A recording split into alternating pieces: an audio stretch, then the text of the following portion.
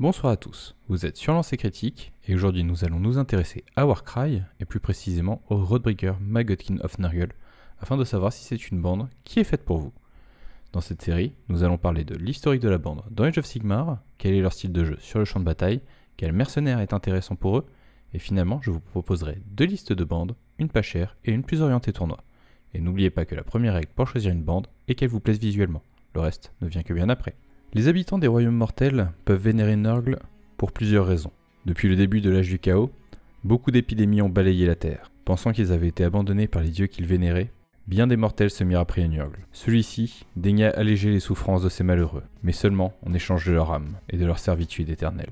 D'autres, voyant leur demeure et leur terre profanée, cédèrent au désespoir. Nurgle les accueillit également en son sein et leur apprit à apprécier, puis à chérir l'entropie et la pourriture qui les entourait, avant de les répandre comme les dons qu'elles étaient. Les handicapés, les défigurés, les amers et les parias, les désespérés et les déments, tous embrassent le réconfort de Nurgle et tirent de la force des bienfaits immondes qu'il leur accorde généreusement. Dans les royaumes mortels, d'immenses armées de soldats, auréolés de mouches, marchent à la guerre en clamant la gloire du dieu des épidémies. Certains guerriers de Nurgle sont bénis parce qu'ils tuent un puissant héros ennemi au combat, ou parce qu'ils mettent en déroute une armée, mais cela reste rare, car les accomplissements martiaux sont grossiers aux yeux de Nurgle. Au lieu d'oxyre un champion ennemi, il préfère que ce dernier soit affecté par un de ses maux, pour que son seul salut réside dans l'abandon de son autre dieu, et qu'il lui prête allégeance. Plutôt que vaincre une armée au champ d'honneur, il préfère que les soldats soient infectés par des contagions inhabituelles, et que suffisamment d'entre eux survivent pour aller les répandre chez leurs alliés. Parmi les Roadbringers se trouvent ceux qui ont empoisonné les rations de leurs anciens camarades avec des spores de la peste,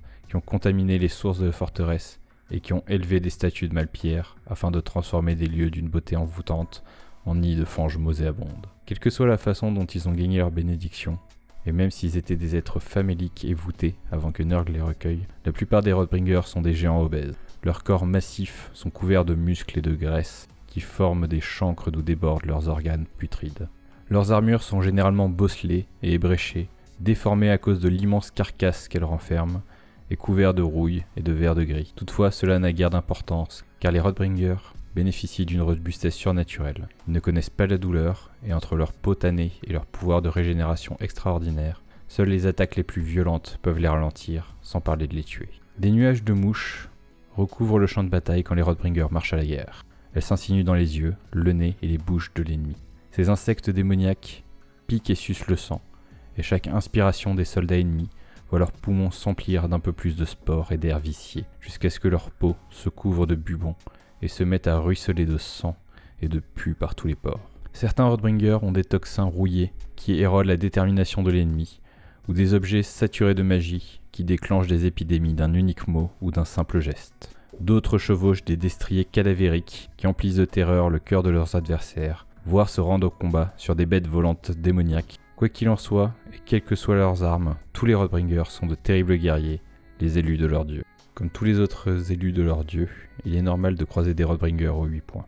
Dans une bande Roadbringer, on peut croiser des Putrid Black Knight, ce sont des guerriers de Nurgle massifs qui se taillent un chemin à travers les rangs ennemis avec des haches, des marteaux et des fléaux incrustés de crasse. Leurs corps pourrissants peuvent absorber une prodigieuse quantité de dégâts, permettant au Blight King de s'enfoncer dans la ligne adverse et de la briser sans ralentir, avant de faucher les survivants avec mépris. On peut croiser également des Plusgold Blightlords, ces Roadbringers d'élite montés sur des Roadflies bouffis. Les Plusgold Blightlords bourdonnent à l'avant des armées de Nurgle pour semer la panique et la mort, leur glas de démolition écrasant les rangs ennemis quand les cavaliers de Nurgle les survolent, tandis que leurs faux sifflantes moissonnent les têtes comme du blé mûr. À présent, parlons d'eux sur la table de jeu. Leurs points forts, ils sont beaucoup plus résistants que la moyenne et ils ont de bonnes valeurs de critique. Leurs points faibles, ils ont très peu de choix d'unités et sont lents. En élite, nous avons les Putrid Black Knights. Ils sont lents avec un mouvement de 3, mais disposent tous d'un très confortable 25 points de vie. Nous en avons 3 différents.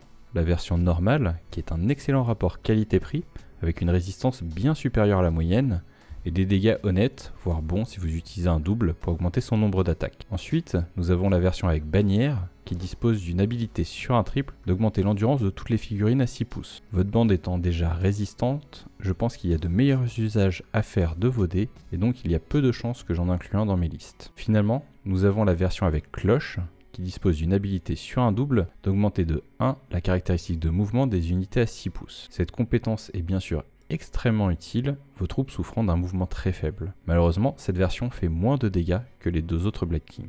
En élite rapide, nous avons les Plusgoyle Blight Lord. Avec leur mouvement de 6, c'est l'unité la plus rapide de votre bande. Ils disposent d'une capacité sur un double qui permet d'empêcher un combattant à 1 pouce de faire une action de mouvement ou de désengagement. Cette aptitude est très puissante, il faudra malheureusement être engagé au corps à corps pour pouvoir l'utiliser. Ses dégâts restent faibles et il manque un peu de résistance comparé à son prix qui lui est très élevé. En leader, nous n'avons qu'un seul choix. Il a une compétence sur un triple qui augmente la force de toutes les figurines amies à 6 pouces. Votre bande ayant de bonnes valeurs de critique, cette compétence n'est pas spécialement intéressante. Ses dégâts sont plutôt corrects, voire même bons si jamais vous dépensez un double pour lui ajouter une attaque. En mercenaire, je vous conseille la Darkot War Queen, qui sur un double vous permet d'augmenter le mouvement de tous les guerriers à 6 pouces, qui devrait vous donner un peu de latitude pour placer votre bande. Au final, les Roadbringer est une bande qui est particulièrement difficile à jouer. Ils sont peu nombreux, ont un faible mouvement. Cependant, leur résistance leur permet de donner le tempo de la bataille en vous concentrant sur les objectifs, alors que l'adversaire devra lui s'occuper de vous. Pour une bande pas chère, il vous faudra débourser 69 € pour une boîte de 5 Putrid Blight Knight et la boîte de Warhammer Underworld Beastgrave des Verructés, pour une bande composée d'un leader Putrid Blight Knight et de 6 Putrid Blight Knight. Pour une bande plus orientée tournoi, je prendrai un leader Putrid Blight Knight, 2 Putrid Blight Knight, 2 Putrid Blight Knight avec cloche et finalement un Plusgoyle Blight Lords. J'espère que cette vidéo vous aura permis de savoir si les Magotkin est une bande pour vous. N'hésitez pas à me signaler dans les commentaires quelle bande vous voudriez voir ensuite. Tout sweet.